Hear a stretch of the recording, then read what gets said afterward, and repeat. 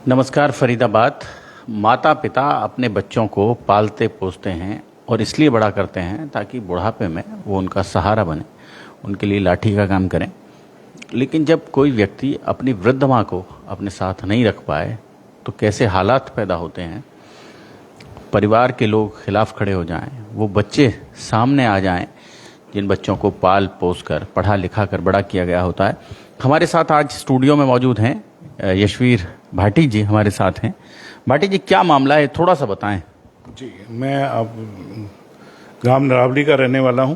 मेरे पिताजी श्री सोनलाल, स्वर्गीय श्री सोनलाल 2018 में सितंबर में एक्सपायर हो गए थे। मेरी मम्मी हैं अभी, और वसीयतनामे के अनुसार हमारे जो प्रॉपर्टी है वो हम 4 भाइयों में आ गई है। और मेरे पिताजी अपने टाइम में वसीयतनामा लग गए थे, लेकिन मेरी माँ, अभी हम भाइयों ने सभी ने फैसला किया कि 3-3 महीने सभी रखेंगे। लेकिन मेरी घरवाली और मेरे बच्चे जो मेरे घरवाली के कहने पर चलते हैं, 2 बेटी और 1 बेटा है, वो उनको घर में नहीं आने देते। यदि मैं उनको लेके आता हूं तो उनके साथ मारपीट भी करते हैं और मेरे साथ भी करते हैं, और मुझे घर से बाहर निकाल दिया गया है। मैं 3.5 महीने से घर से बाहर 2 BHK रेंट पे लेके रह रहा हूँ अपनी माँ को लेकर के। और मैं खुद तकलीफ है मेरे को, मैं खुद बीमार हूँ, मेरी शुगर 344 आई है, और मैं हर हॉस्पिटल में जाने के लिए इधर उधर भटक रहा हूँ। लेकिन मेरा मेडिकल एम था 2011 से। लेकिन मेरे बेटे ने, जो बेंगलोर में है अभी, उसने कहा कि मैंने BCA कर लिया है, एक MNC जॉब में लग गया हूँ, मेरी तरफ से सारे फैमिली का मेडिकल एम होगा, आपका भी होगा। मेरे से 2021 से वो लैप्स करा दी, जबकि 2011 से मेरी पॉलिसी थी। अब मैं 3 दिन पहले, ठीक है, 3 दिन पहले मैं अब हॉस्पिटल में एडमिट हुआ, मेट्रो गया, तो मेरे को मैसेज मिला है कि आप हमारे ग्रुप में नहीं हैं और ना ही मेरा कोई मेडिकल एम है। तो मुझे बहुत दुख हुआ कि जिन बच्चों को मैंने पढ़ाया लिखाया, 1995 में मैंने गांव छोड़ दिया था, सिर्फ इसी वजह से कि मेरे बच्चे अच्छा पढ़ेंगे लिखेंगे और आगे कामयाब होंगे। लेकिन आज वो बच्चे अपनी माँ के कहने से चल रहे हैं और मेरे को बहुत परेशानी हो रही है। ना मुझे घर में आने देते, ना मेरी माँ को आने देते, जबकि वो घर मैंने अपनी मेहनत से लिया है और आज एक भी पैसा उस पर लोन पे नहीं है। और मेरे लिए ताले बंद है, ना दरवाजा खोलती है, और अंदर से मेरी ना माँ को आने देती है ना मुझे आने देती है। तो मेरी आपसे ये रिक्वेस्ट है। आपकी एज कितनी है? 58 में हूँ, प्राइवेट सेक्टर में जॉब की। 58 साल, मतलब 58 साल भी सीनियर सिटीजन से 2 साल होने वाले हैं। प्राइवेट सेक्टर में जॉब किया, कोई गवर्नमेंट जॉब नहीं है, ना मेरी कोई पेंशन है, ना मेरे पास कोई आर्थिक और कोई मदद है। और गांव की जो जमीन है यदि मैं करूं तो उसमें भी इतना नहीं है कि मैं कुछ वहां पे कर सकूं। अब इतने टाइम से मैं शहर में रहा हूं तो मैं गांव में जाके भी एडजस्ट नहीं हो सकता। अपनी माँ को और मुझे 3-3 महीने के लिए ही पूरे इधर उधर भटकना पड़ रहा है। और किराए पे मैं रह रहा हूँ हैबिटेट में 78 में, जहाँ मैं अपनी माँ के साथ हूँ। मुझे बहुत परेशानी हो रही है। मैंने अपनी बीवी के हर इच्छा पूरी करी थी। मैंने एक ही दिन में 50 तोले सोना, मतलब टोटल एक ही दिन में तो नहीं, 2008 में, 2004 में, 2094 में मेरी शादी हुई है। मैंने 51 तोले सोना इकट्ठा करके दिया, और ये मेरे सारे पेपर्स हैं। आप मैराथन से मैंने ये दिलवाए हैं सारे, जो आप ये सारे हैं, और सारा गोल्ड लेके बैठी हुई है। और मैंने अपनी जो प्रॉपर्टी है वो मेरे नाम ही रजिस्ट्री है। इस रजिस्ट्री में मेरा एक भी पैसे का लोन नहीं है, और आज 55 लाख में ये बिकने के लिए है। कौन सी प्रॉपर्टी, कहाँ पर है प्रॉपर्टी? ये 77 सेक्टर है, पार्क फ्लोर 1, BPTP प्राइड, उसमें है। और ये मैंने 2008 में खरीदी थी। 8 से थोड़ा थोड़ा स्टार्ट किया, 2.5 लाख से बुकिंग लगाई, 9 में भी 2.5 लाख दिए, 10 में फिर बैंक से लोन कराया 19,70,000 रुपये का, और 7 में इधर उधर से पर्सनल लोन लिए।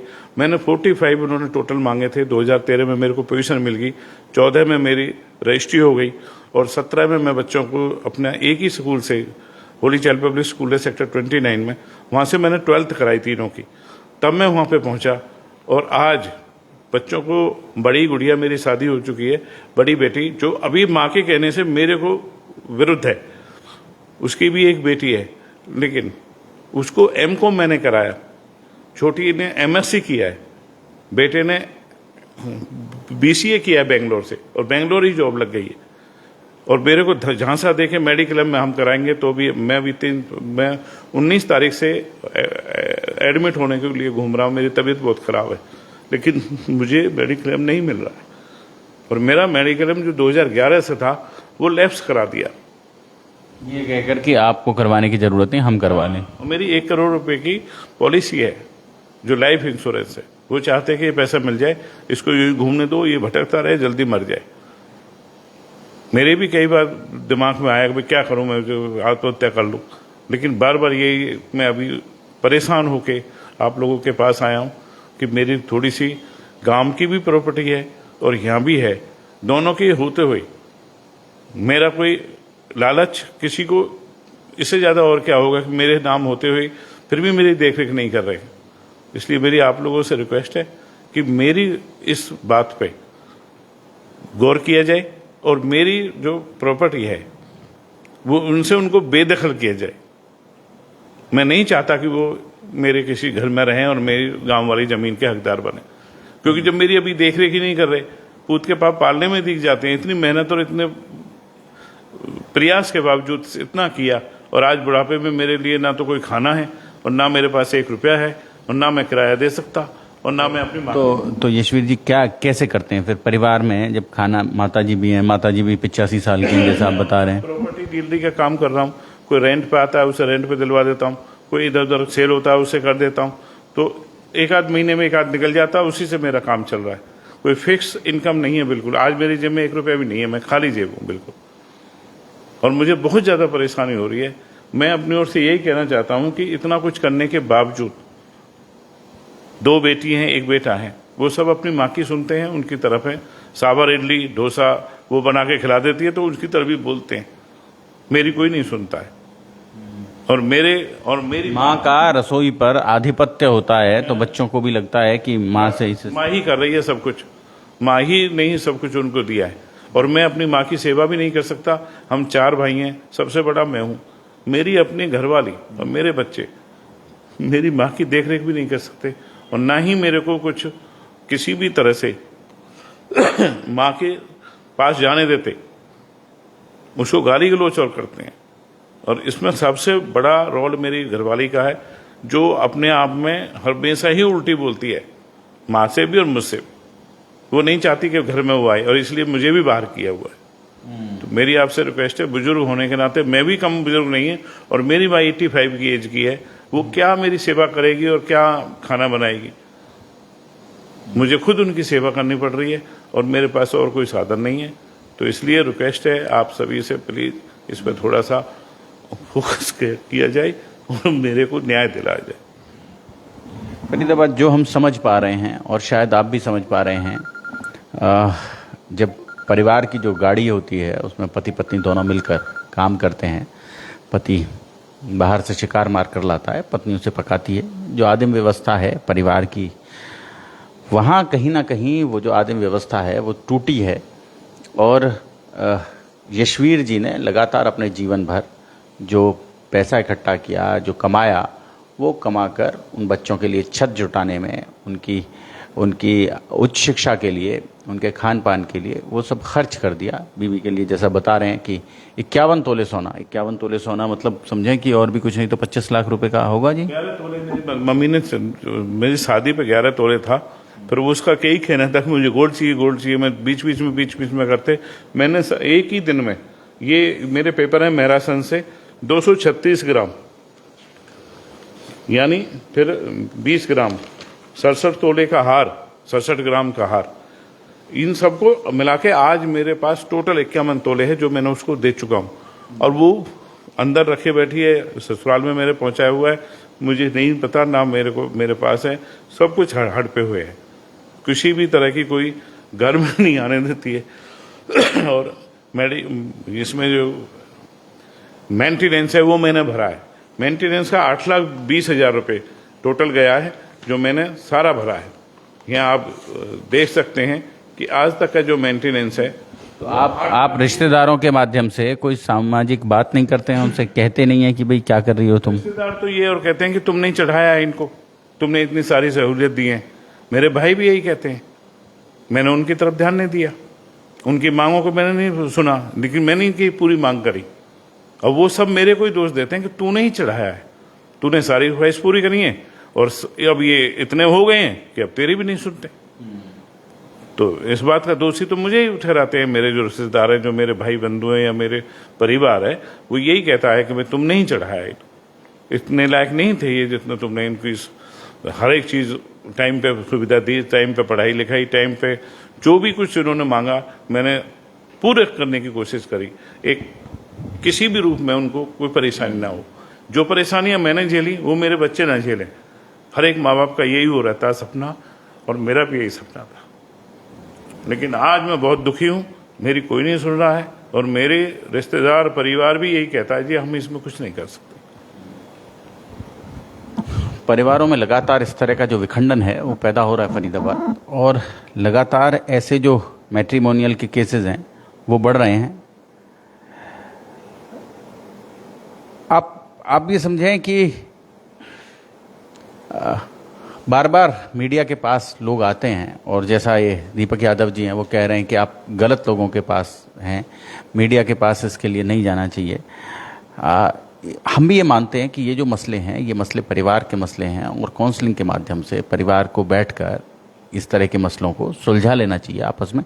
और बड़ी एसोसिएशन होगी आपकी, शादी को भी 25 साल से ज़्यादा हो गए। 94 में शादी हुई है, 1994 से। आप तो 27 साल प्लस हैं, और मैं खुद सोसाइटी का प्रेसिडेंट भी हूँ। और अफसोस तो इस बात का है कि मेरे 2011 से मेडिक्लेम वो लाइफ इंश्योरेंस करा रखा है। 2019 में जब कोरोना हुआ तो मेरी घरवाली और मेरी छोटी बेटी दोनों फोन करके बोलते हैं कि इसको कोरोना है। 2 गाड़ी एम्बुलेंस और 4 पुलिस वालों की गाड़ियां आई, लेकिन मेरे को कोई कोरोना नहीं था। उनका उद्देश्य मेरे को मारना है कि ये मर जाए और हमें क्लेम मिल जाए। हर हाल आपके 1 करोड़ के पीछे है परिवार, 1 करोड़ के पीछे मेरी पॉलिसी के पड़े हुए हैं, और मैं उसे बनाए रखता था ताकि इनकी मेरी देखरेख करेंगे, लेकिन उसी पे फोकस है। और इससे ज़्यादा और मैं क्या कहूँ, मेरी सोसाइटी में या 21 मार्च को जब कोरोना की वो शुरू हुई थी और मोदी जी ने 45 डेज के लिए लॉकडाउन किया था, तो उसमें मेरे को फोन करके मेरी सोसाइटी में ही मेरी घरवाली और मेरी छोटी बेटी सीमा भाटी वो पुलिस में और साथ में एम्बुलेंस को फोन करती हैं कि इनको कोरोना है, इनको लेके जाइए यहाँ से। मेरी माँ ने मेरा साथ दिया, हम घर से बाहर निकाल दिए गए, तब भी हमने किराए पे लिया था D1001 अपनी ही सोसाइटी में 2 BHK। 3 महीने हम किराए पर रहे इसी वजह से, क्योंकि जब मेरे को टाइम मिला, मेरे घर वालों ने, मेरे भाइयों ने बोला कि अब मम्मी तुम्हारे पास रहेगी, तो मेरा तो फर्ज है उसको रखने का।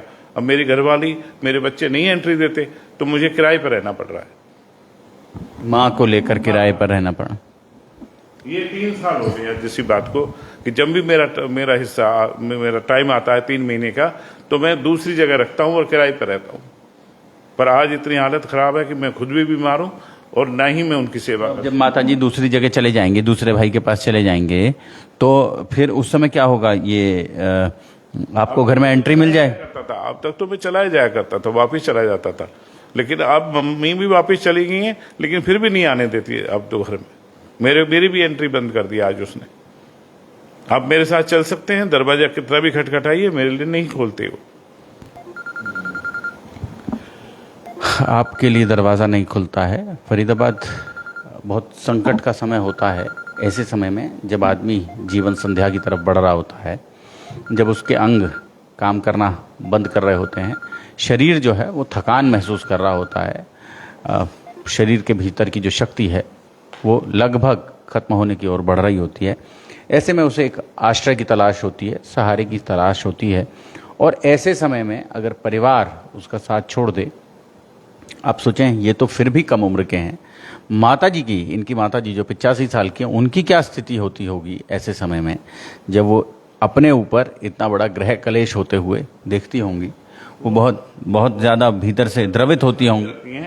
वो इतनी परेशान हो जाती हैं कि वो इस उम्र में यही कहती हैं कि बेटा तू ठीक रहे, मेरी परवाह मत कर। लेकिन हम 4 भाइयों में बांटा हुई है कि 3 महीने रखना है, और मेरी आज की शुगर 344 है, ये आप देख सकते हैं। मैं डॉक्टर के पेशेंट के रूप में जैसे उन्होंने दवाइयाँ बोली है, घर का ही खाना खाओ, बाहर का मत खाओ। अब मैं घर में कहाँ से खाऊं? यदि घर का खाना मिलता तो मेरी जल्दी बॉडी भी। कोई हेल्पिंग हैंड नहीं रखते हैं आपकी, कोई खाना पका दे आपके लिए? कोई सब पैसे मांगते हैं, मैं इतने पैसे कहाँ से लाऊं? 8,000 का किराए पे लिया हुआ है और साथ में बिजली का बिल भी है, वो भी है। 20-25 हजार रुपये बैठता है, जो मेरे लिए पॉसिबल नहीं है। मैं कोई ना कोई पूरी मेहनत करता हूँ, सारे दिन भागता हूँ, इधर उधर करता हूँ। कोई रेंट पे उठ जाता है या कोई थोड़ा बहुत सेल हो जाता है तो उससे मैं काम चला रहा हूँ, किसी और से उधार ले लेता हूँ। अभी कोई और इनकम नहीं है और माँ की जरूर सेवा करता हूँ मैं। जब मेरा 3 महीने मिलते हैं तो मैं उनकी देख रेख के लिए सब कुछ छोड़ देता हूँ, पूरे साल इकट्ठा करता हूँ और जब मम्मी आ जाती हैं तो मैं उनकी सेवा करता हूँ। ये इस तरह से मैंने अपने आप को मैनेज किया हुआ है और मेरे पास कोई एक्स्ट्रा इनकम नहीं है, ना ही हमारे पास गांव से भी कुछ आता, क्योंकि गांव की जमीन कोई छोटा भाई देखता है वही ले लेते हैं, एक ही रहता है वही ले लेता है, उससे मैं क्या मांगू? बड़ा होने के नाते मेरे मुंह से या मेरे नहीं बनता कि मैं उससे कुछ लूँ। तो फरीदाबाद कमेंट्स करके ज़रूर बताएं आप लोग क्या सोचते हैं। सामाजिक में, पूरे समाज में इस तरह के जो मामले लगातार सामने आ रहे हैं। जोड़ेंगे आपको शहर की ऐसी ही और महत्वपूर्ण खबरों के साथ। बहुत बहुत धन्यवाद।